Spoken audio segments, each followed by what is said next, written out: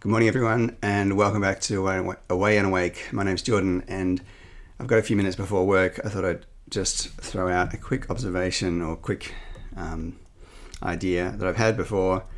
It came up in conversation with someone recently, and it's, I guess, a pragmatic observation about the nature of dreaming.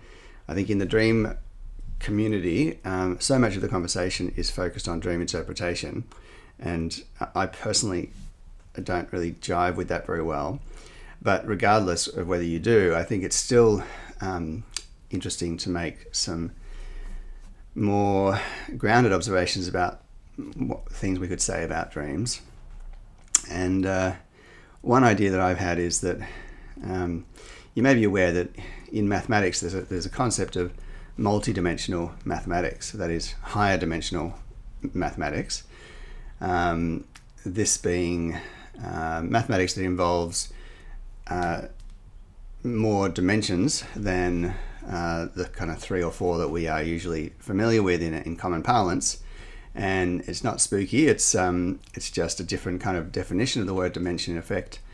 It's mathematics that relates, as far as I, in my basic way, understand, to doing calculations across a large number of variables, and potentially infinite variables, because there are many scenarios in mathematics and in physics and in the world where the relevant kind of calculus for figuring things out is going to involve so-called multiple dimensions, so a large number of interacting variables. And so there are types of maths that deal with this, and the idea of the 3 dimensions that we live in spatially in this 4th dimension of time is actually a very small subset of how you could understand dimensions. And as far as I can tell, it only relates to a very small subset of what nature is. So nature has this kind of spatial aspect to it and a time aspect to it, but it also has a whole lot of other things going on. So, particularly in relation to the way that thought works. So, what am I trying to get at here? My sense is that our minds, in the general case, regardless whether we're awake or asleep, are engaged in an enormous amount of kind of under the surface, unconscious, multidimensional mathematical calculations. We are constantly weighing up a whole bunch of variables about our environment, about our internal state, about our thought processes, etc., to make decisions about the next thing to do. And this is on a physiological level as well as a mental and a real world level. There's so many decisions that our bodies and our brains are having to effectively make. And it's doing so on the basis of some very complicated calculations, in effect, or interactions between neurons, basically, but which you could overlay some mathematics on, and if you did, it would be multi-dimensional mathematics. And I'm sure people do that. Now, the observation I want to make about dreams is that a very simple thing you could probably say is that, and we have this idea that during sleep there's a lot of processing going on, a kind of defragging of stuff from the day and so forth. And if that's correct, then it would follow that a lot of that process involves these very high dimensional calculations or neuronal interactions. And I feel as if a basic observation of dreams is that what's happening is that we are temporarily conscious of those processes. We come into closer contact with them than we normally do in waking consciousness, and our various sensory faculties, particularly the visual faculty, which is so strong often in dreams, although worth noting that it's by no means the only sensory experience going on with dreams, or necessarily the most important in all cases, but it's the obvious one that people think of. And it seems to me that if we become conscious of some very complicated processes going on underneath our regular consciousness during sleep, that our visual apparatus in our brain is receiving some of these signals and doing its best job of interpreting them into visual experience. And where this is, I should have maybe prefaced with this is more of an observation actually of, well, the multidimensional thing becomes more relevant when we're talking about complex kind of transcendent dreams where extremely unusual things are happening and where indeed you see or feel, hear, etc., objects, sensations, entities that seem to be going beyond anything that you could possibly encounter in regular four-dimensional waking consciousness. And I suspect there what's happening is that when you're having a dream of that nature, some particularly complex stuff is happening under the surface, or you have a particularly unusually open connection to that space for whatever reason. And your the visual faculties of your mind are attempting to build a visual model of those sensations. During waking consciousness, even if that stuff's going on, our visual faculties are so preoccupied with dealing with the actual world physically around us that maybe they don't have there's no salience to those underlying sensations. It's much more important that it deal with what's around. But when you're unconscious or when you're asleep and no longer having to deal with the world, your mind is freer, or your visual components are freer to have a look at or to receive signals and try to process consciously those signals from these underlying multidimensional kind of considerations.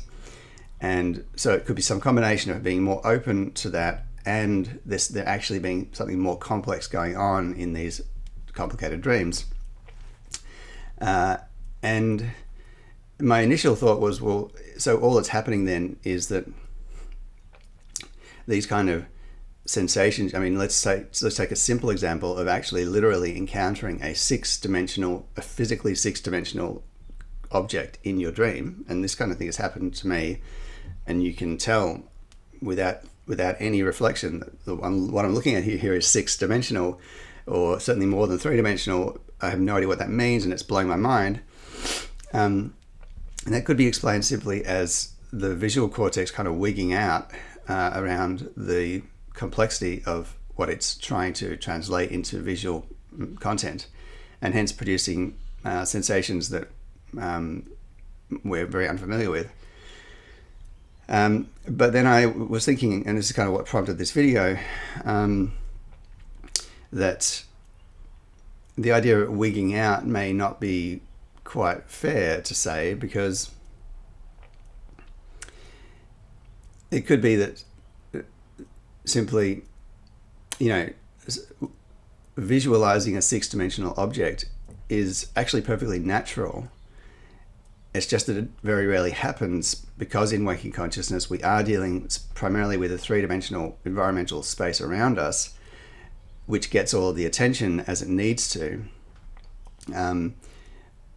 Of course, you can go into meditative states while you're awake and encounter similar things to what we're talking about here. So given the opportunity, it seems to me that it's possible the visual or the sensory faculties of our mind can perfectly well render high dimensional states. They just don't do it very often, and when they do, the reason it feels so strange is simply because we so rarely encounter it, and because it runs so contrary to our dominant mental model of the world, which is three-dimensional or four. And of course the fourth dimension does come into this as well, because we get a lot of time distortion in dreams as well, or especially unusual dreams. I haven't thought too much about that, but that's probably part of this conversation as well. But anyway, there's a little just quick off-the-cuff rant about that. I wonder what people think of that idea. I think in the end, these observations are always speculative, and in some sense kind of just trying to come to useful conventions for talking about these experiences rather than definitive truth. I think that most of us who've ventured into strange states of consciousness will be very familiar with how nebulous and slippery these things are, I always like to refer back to David Whyte's poem, The True Love, where he makes reference to the turbulent Jesus hidden in the water, which I think is a beautiful metaphor for so many things. It's an incredible poem. I have another channel where I do puzzles, so I'm slipping into a different character there. It's a beautiful poem, and it has this line about this old man who would walk every day across the rocks in the Hebrides to the bay, to the what is it again? To the sea of baying seals, and hold his hand to his chest in the blustering salt wind and say his prayer to the turbulent Jesus hidden in the water. So point being that this stuff is, I think, by its nature outside of definitive language, but it's interesting to consider some metaphors or conventions around how to talk about it. And yeah, as I say, since so much of the conversation in the dream world is to do with interpretation, and indeed sometimes actually trying to narrow in on literal or not literal, but in some sense true statements about the meaning of dreams, it's also useful to sometimes think about them in their more nebulous and even this kind of more scientific or abstract sense about what's going on neurologically and mathematically that might be contributing to the complexity of these experiences. Not that that tells the whole picture. So anyway, thank you for listening. If you have any comments on any of that, do leave one. This is a very small channel at this stage, but I hope that over time we might accrue a bit of a community. And on that count, do subscribe if you'd like to follow along, and I'll see you all again soon.